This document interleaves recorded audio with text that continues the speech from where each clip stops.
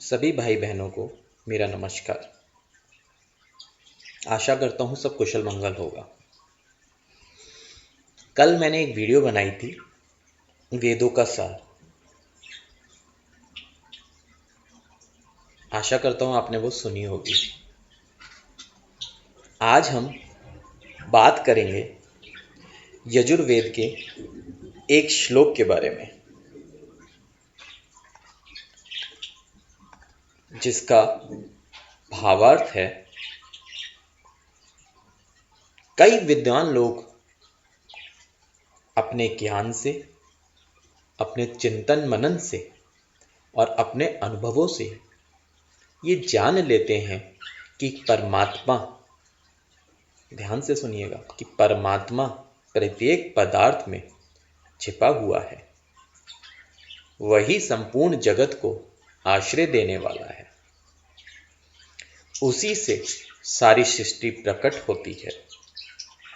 सभी प्राणी उससे उत्पन्न होते हैं और प्रलय काल में उसी में लय हो जाते हैं। मतलब अंत काल आने पे सब उसी में समा जाता है। जिस दिन हमने ये समझ लिया कि मेरा कुछ भी नहीं, सब कुछ परमात्मा का है, यकीन मानिए हमारी समस्त चिंताएं तो उसी दिन खत्म हो जाएंगी। आजकल क्या हो रहा है, ये मेरा है, ये तेरा है, बस यही चलता रहता है। भाई भाई आपस में लड़ रहे हैं, भाई बहन आपस में लड़ रहे हैं, मित्र मित्र आपस में लड़ रहे हैं। किस लिए? सिर्फ मेरा तेरा, मैं, अहम भावना। जिस दिन हम ये समझ लेंगे कि सब कुछ उस परमात्मा का ही है, हर एक प्राणी में वही परमात्मा है, उस दिन हमारा जीवन संवर जाएगा। 99% विवाद इसी बात का रहता है, वो भी निस्संदेह खत्म हो जाएगा। क्योंकि संसार में आस्तिक व नास्तिक सभी प्रकार के लोग रहते हैं। कुछ लोग मुंह पे तो ये कहते हैं कि हम भगवान को नहीं मानते, हम तो पूजा भी नहीं करते, हम कर्म पे भी विश्वास नहीं करते। हैं ऐसे कई लोग, पर कहीं ना कहीं उनके दिल में उन्हें ये तो पता है कि कोई पावर तो है, कोई शक्ति तो है जो इस समस्त संसार का संचालन कर रही है।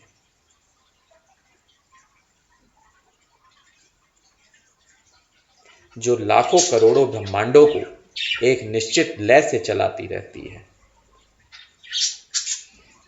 भले ही वो सबके सामने कितने भी नास्तिक बने, कुछ भी कहें, लेकिन ये 100% बात एक कटु सत्य है कि उन्हें ये तो एक विश्वास है कि कोई शक्ति है। जो आपने सुना भी होगा, जो परमात्मा को नहीं मानते वो ज़्यादातर बस एक बात बोलते हैं कि पॉजिटिव वाइब्स आ रही हैं यहाँ से, पॉजिटिविटी बहुत है। वो पॉजिटिविटी क्या है? वो परमात्मा ही तो है। अगर वहाँ पे वो परमात्मा नहीं होगा तो वहाँ पे पॉजिटिविटी होगी? नहीं होगी। चाहे बुद्धि व तर्क की कसौटी पर परखें या फिर श्रद्धा व विश्वास के आधार पर माने, ईश्वर सर्वव्यापक है, इसमें कोई संदेह नहीं। जहां ईश्वर होगा वहां पॉजिटिविटी होगी। वही तो पॉजिटिव वाइब्रेशंस देते हैं। बहुत इंस्ट्रूमेंट्स बने जिसमें ये बतलाया जाता है कि हाँ, हमारे इंस्ट्रूमेंट का बार ग्राफ एक समय के बाद वाइब्रेट करने लग जाता है, और क्या कहेंगे उसको, कि उसकी जो सुई होती है वो 0 से 100 पहुंच जाती है। वो क्या है? वहाँ पे पॉजिटिव वाइब्रेशंस ही तो हैं, जिसकी वजह से उस सुइयों को ऊपर नीचे हो रही हैं। वो कई लोग कहते हैं कि हम मरघट में गए, वहाँ पे हमने वो मीटर लगाया, वो लेकिन हाँ सुई ऊपर नीचे हुई। क्या है वो? वहाँ वाइब्रेशंस ही तो हैं। मंदिरों में लोग आते हैं, वो कहते हैं कि हमें यहाँ पे बहुत पॉजिटिविटी आती है। क्यों आती है? कोई शक्ति तो है। वो प्रत्यक्ष दिखाई नहीं देती, पर हर स्थिति में हम उसको अनुभव कर सकते हैं। लेकिन उसको अनुभव करने के लिए शर्त केवल यही है कि कुतर्क के दुर्ग्रह में फंसकर हम सत्य को झुठलाने का प्रयास ना करें। जो नहीं मानते हैं और कहते भी हैं कि कुछ नहीं है, लेकिन वो उस सत्य को झुठला नहीं सकते कि परमात्मा सारे ब्रह्मांड में व्याप्त है। ये सारा विश्व उसी का रूप है, हम तो खिलौने मात्र हैं।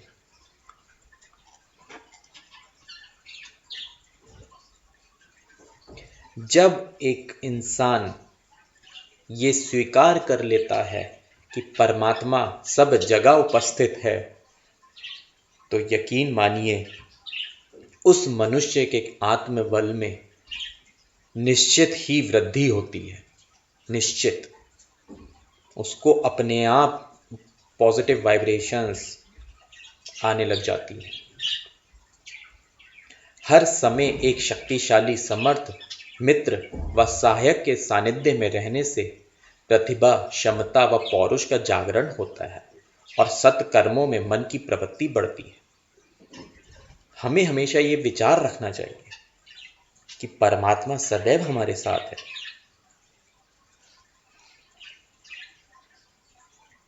ईश्वरीय सत्ता के दिव्य प्रकाश से अभिभूत होकर मनुष्य स्वतः ही पाप कर्मों से बचा रहता है। उसे ये पता रहता है कि वो परमात्मा की दृष्टि से ओझल नहीं है और उसके हर अच्छे बुरे कर्म का फल उसे अवश्य मिलेगा। इस प्रकार जहां एक और मनुष्य सत्कर्मों में प्रवृत्त होता है, वहीं दुष्प्रवृत्तियों से बचा भी रहता है और देवता बनने के मार्ग पर बढ़ता जाता है। यहाँ पर देवता बनने का मतलब है कि हम परमात्मा के और करीब पहुँचते हैं, हमारे सतोगुण में और वृद्धि होती है। जिस दिन हमने ये समझ लिया कि अगर हम किसी का बुरा कर रहे हैं और उसका फल हमें अवश्य मिलेगा एक दिन, तो शायद हम बुरा करना छोड़ दें। लेकिन बुरा करते वक्त हम ये बात भूल जाते हैं कि कर्म सबको भुगतना पड़ता है। अगर हम अच्छे ही कर्म करें तो हो सकता है हमारा जीवन संवर जाए। कई लोग आपस में, जैसे मैं भी कभी किसी से वार्तालाप करता हूं, तो वो क्या कहते हैं कि हमने तो आज तक कभी किसी का कुछ बुरा करा ही नहीं, तो हमारे साथ बुरा क्यों होता है। तो इसका एक बहुत सरल सा जवाब है, हो सकता है आपके पिछले जन्म के अभी पाप बाकी हों जो अभी आपको भोगना है।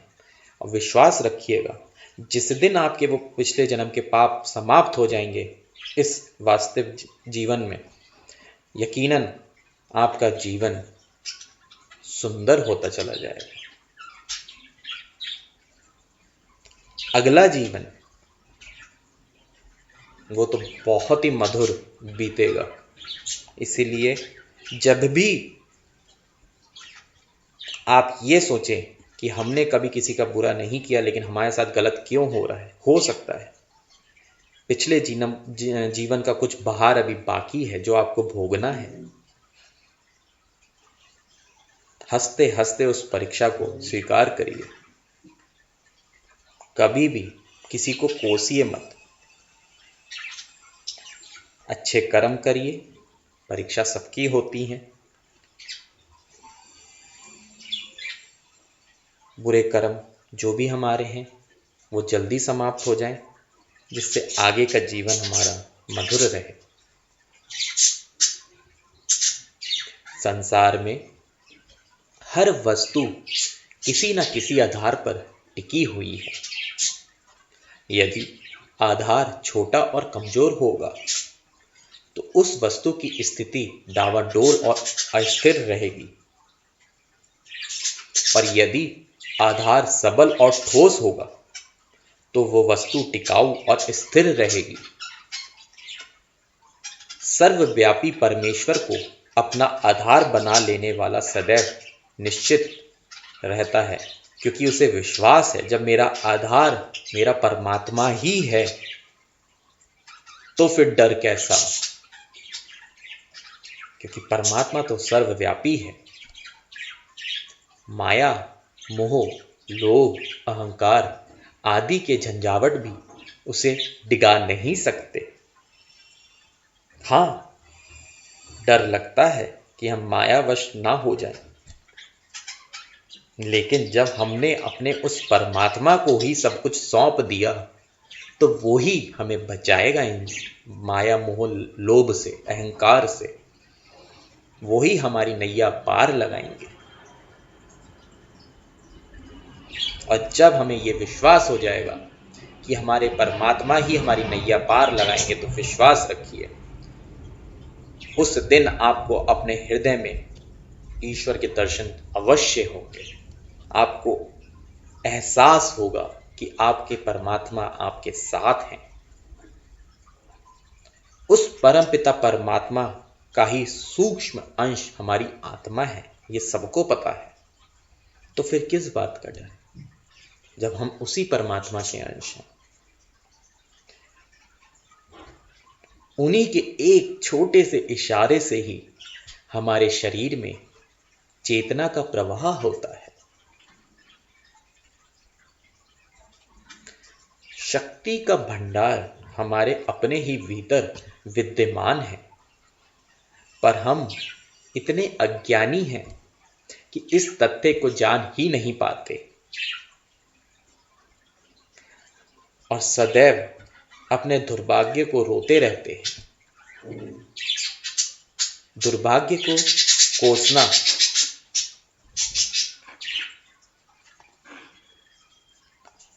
कभी भी नहीं चाहिए। जितना है जो है संतुष्ट रहिए। जब हम अपने अर्जित ज्ञान से, अनुभव से और विवेक बुद्धि से चिंतन करते हैं तो हमें अपने भीतर परमात्मा की असीम शक्ति की अनुभूति होती है। ये शक्ति हमारे आत्मबल को बढ़ाती है और जीवन पथ की बाधाओं पर विजय पाने का मार्ग हमारा सरल होता जाता है। जिस प्रकार एक पिता का हाथ हमारे ऊपर रहता है और हमारी रक्षा करता है, हमें ये विश्वास रहता है कि हाँ, अगर हमें कभी आवश्यकता होगी तो हमारे पिता का हाथ हमारे सिर पर है, कोई है जो हमको संभाला हुआ है। इसी प्रकार परमात्मा हैं, वो ही हमारा पालन पोषण कर रहे हैं। जब हम ये समझ जाएंगे तो आपस के बैर अपने आप खत्म हो जाएंगे। सर्वशक्तिमान परमेश्वर का हमें आश्रय अगर मिल गया तो यकीन करिए सांसारिक तापों से मुक्ति प्रदान हो जाएगी। सब संकट अपने आप स्वतः खत्म होते चले जाएंगे और आपके अंदर सतोगुण की वृद्धि होगी।